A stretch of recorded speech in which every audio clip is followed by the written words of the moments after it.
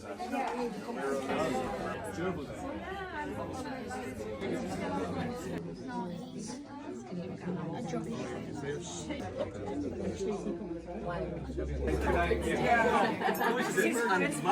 day for me in terms of the book and the subject of the book particularly.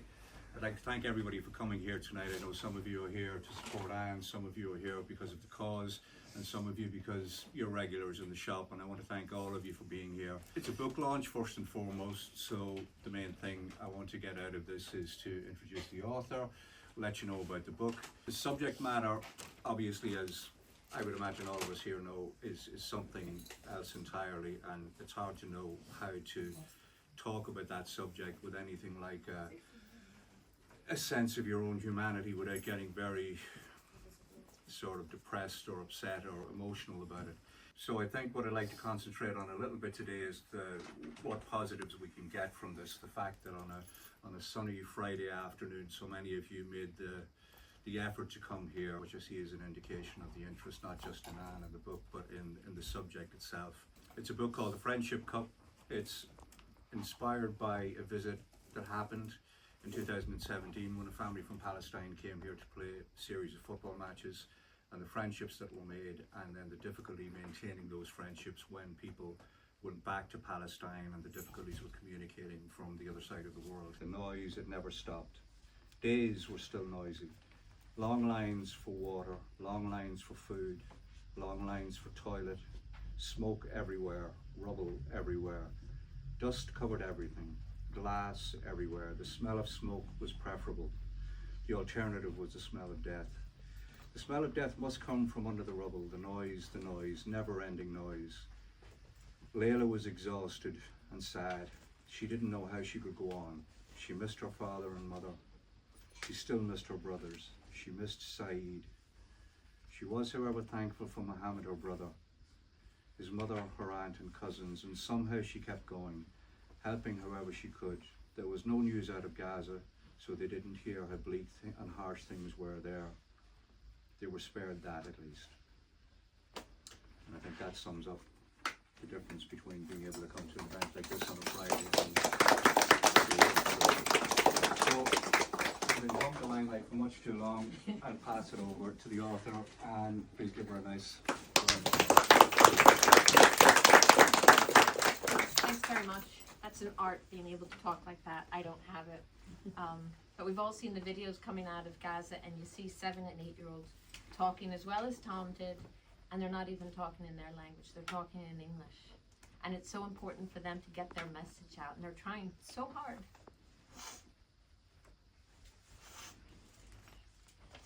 To get their message out. I just want to say, for the parents here, the guardians, this book is actually, it's a hopeful book. It's a positive book, and it's not going to leave your kids traumatized. I don't dwell on those parts. And it gives children the message that they too have a voice. There's 3 Irish kids, Liam, Sinead, and Danny, and when their friends go back to Gaza, they want to know what they can do. And they start going to the marches. They start making signs. They start bringing awareness to different people they talk to at school, and they do fundraising, and they realize that they can make a difference, and they do make a difference. And that's a message that I want to give to the children here, that if you see something wrong happening, that you can make a difference too.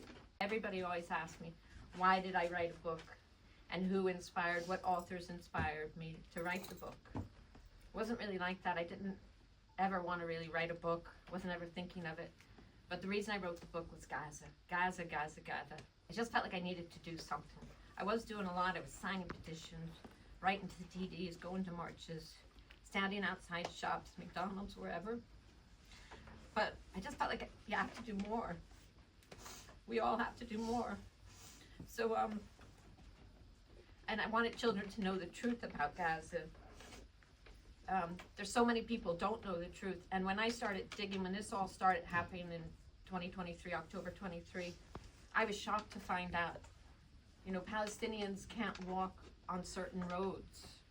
They can't go to certain areas of the town. They can't use the airport in Tel Aviv. You know, that's the West Bank. Gaza Strip's even worse. It's 25 miles by 6 miles. So you run a marathon, you run the length of Gaza, and there's 2.2 million people in it. There's a wall around it. Israel says what can go into Gaza, who can go into Gaza, what can leave Gaza, who can leave Gaza. They'll shoot you if you go near the wall. They'll shoot you if you go 6 miles out into the water to try to get some fish for your family. So they've been living under a siege and an apartheid system for years and years. October 7th didn't come out of nowhere. And in the book, when October 7th happens, the parents are saying, oh, terrorism, terrorism, but it was the children that could see, no, these people stayed with us for a week. We shared our lives with them. They are good people. And so often children can see through all, like, you know, ICC had a court case in January 24 to tell us it was genocide. Anybody looking at this knows it's genocide. We don't need the academics and the professionals to tell us it's a genocide. We knew. The Israelis told us the first few days that they were going to commit genocide there. And it's probably the only time they told the truth, but they told us it was going to be a genocide. And just what's so shocking is that that whole apartheid system was there and that nobody in the world was doing anything about it. And what is shocking now is 18 months of this genocide and still nobody in the world is doing anything about it. Any of these governments could stop it. The Irish government has not done anything about it. But I also think it's important for children to learn about other countries, learn about injustice, racism, apartheid. These are heavy themes, but I've told the story in a way that's not too heavy for children. It's a positive story, but it's also a real story based on real cultural exchange with the kids from Gaza to Ireland. And lastly, I wanted to send a message back to Gaza to say that we see them, we hear them, and it's important for them to know that they're not forgotten. They're going through such trauma and they film it. Imagine if you were going through that trauma, the last thing you'd want to do is film that and share that with the world, but they're doing it in the hope that it doesn't happen to their neighbor, in the hope that someone wakes up and says this has to stop. This book is important. I don't know how good it is, but it's important. I know it's important. It's really important. I've already had teachers requesting for it, and it'll start conversations about Palestine in those schools. Our children will learn how different lives can be in other parts of the world, specifically in Gaza and the West Bank, and how unfair those lives are, how evil and cruel the system, the occupiers have for them.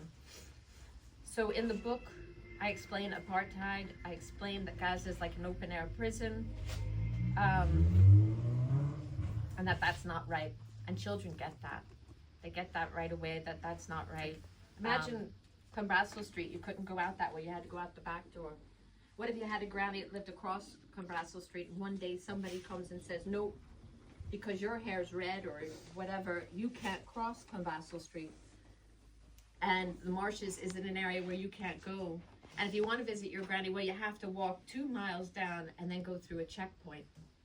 And then you might be 2 hours at a checkpoint to get across and then go to visit your granny. It's just so unfair and it's so wrong. And I know children see that and hopefully they will speak up, you know. And then just a little bit, what can you do? Don't drink Coke, don't go to McDonald's. Try to boycott the companies that are supporting this genocide. When our governments aren't doing anything, we can do the little things. If they're not going to put sanctions on any of these companies, we can do it at home. Boycott the things. There's a no thank you app, there's BDS lists, you can see what they are, and just try not to support them. Yeah.